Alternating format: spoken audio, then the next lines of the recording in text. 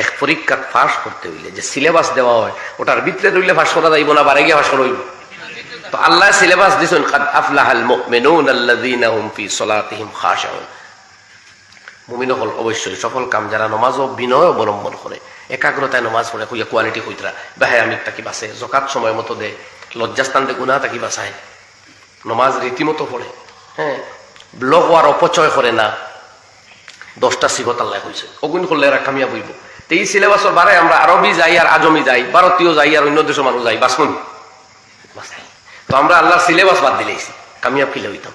একটা পথ আমরা কামিয়াব হইতে হইলে আল্লাহর দেওয়া কানুন কোরআনে করিমের ভিতরে আমরা জিন্দেগিরে ঢুকাই লইতাম।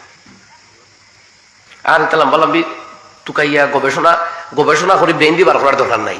আমরা সামনে বার করিয়া দেওয়া হয়ে গেছে ওহি দিয়া।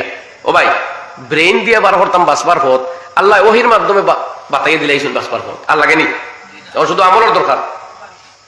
এক সাহাবিয়ে এক যুদ্ধর মাকাম তাকে ঘুরিয়ে আইয়া আল্লাহ নবীরে কইতা, ইয়া রাসূলুল্লাহ, আমি দেখে আইছি চৌকে যুদ্ধর খবর, কইতাম নি আপনারে। নবীরে কইলা, তুমি কইতাই না আমি কইতাম। হুজুর মদিনাত এই সাহাবী বুঝি লাইছেন খাবার যে আমার তো চৌক দিয়ে দেখে আইছি, আর নবী এখন কইতে তো এটা ওহির খবর কইবা, আমার চৌকে ভুল করতে পারে, নবীর ওহির ভুল হইতো না। কইলা, না ইয়া রাসূলুল্লাহ, আপনি হোক। ও নবী যে বয়ান দিলা যুদ্ধ ক্ষেত্রের বয়ান। তো চকুর দেখা বস্তুটা কেউ শক্ত একিন খার উপরে, ওহির উপরে। তো আমরা বিবেক দিতে বার করতাম যে ও দল করতাম না হৌ দল করতাম, ইকার লাগতো না। তো কোরআনে যে দলের কথা কইছে ওগো করো। কোন দল? মহসিন বনো, মুত্তাকি বনি, ফরেজগারে বনি, 2 নম্বরই বনি। রাজনীতি করলেও লিও ঝিল্লা করি না, আমার জাতিরে উন্নত করবা লাগে করি না। জাতির উন্নতি হইয়া বউ তোর ডাল লইলাম, লইয়া দেখি 2, 3, 4, 7, 8 নম্বরে করে, তার মাল বানায়, তার ফিকির করে, তার আপনার সর্বনাশ গোটাইলা, হেও বুধ ভাই না তারে বাঁচাইতো, খালি টেকা বাঁচায়। তো আমরা আল্লাহ ওয়ালকে সাপ আল্লাহওয়ালা বনি যাই, এর বাদে দুনিয়ার সকল ফয়সালা আল্লাহ করবো। জমিনও রাজ করতে হয়, ফয়সালা আসমানও হয়। তুতিল মুলকা মান তাশা, আল্লাহুম্মা মালিকাল মুলক, আল্লাহ রাজত্বর মালিক তুমি, তুতিল মুলকা মান তাশা, যারে চাও রাজত্ব দেও তুমি। এটা বয়ান কার? তো আই আল্লাহ নরেন্দ্র মোদীর রাজত্ব দিছেন, খাইল আরেকজন দেও দিতে পারেন, এনেও দিতে পারেন না। আপনি আমল দিয়ে ফয়সালা বদলাকো আগে। দেশের মানুষের মোটিভ হয় হবাই চেঞ্জ হইব না হবাই চেঞ্জ হইব।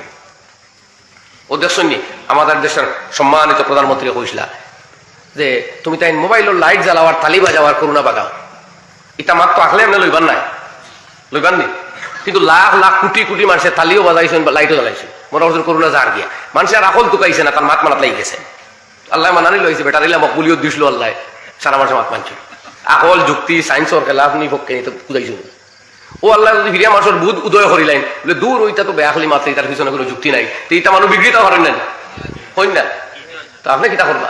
আপনি না বিগড়াইতে পারবা না, দোলো আনতে পারবা, কোনোটাও আপনি পারতা নাই। আসমান ওয়ালে সে ফয়সালা করবাও।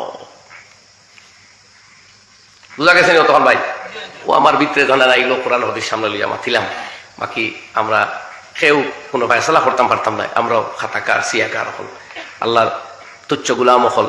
বস গুলামির নিসবত খান তাতে আল্লাহ কবুল করে, আর গুলামির তৌফিক দেয়, আর গুলামির সিফত আতা করে। ওখানে দোয়া করো যে আল্লাহ আমরা গুলামির তৌফিক খান তা দেখুয়া। গোলামর মাকামও সবচেয়ে বড় আল্লাহর দরবার।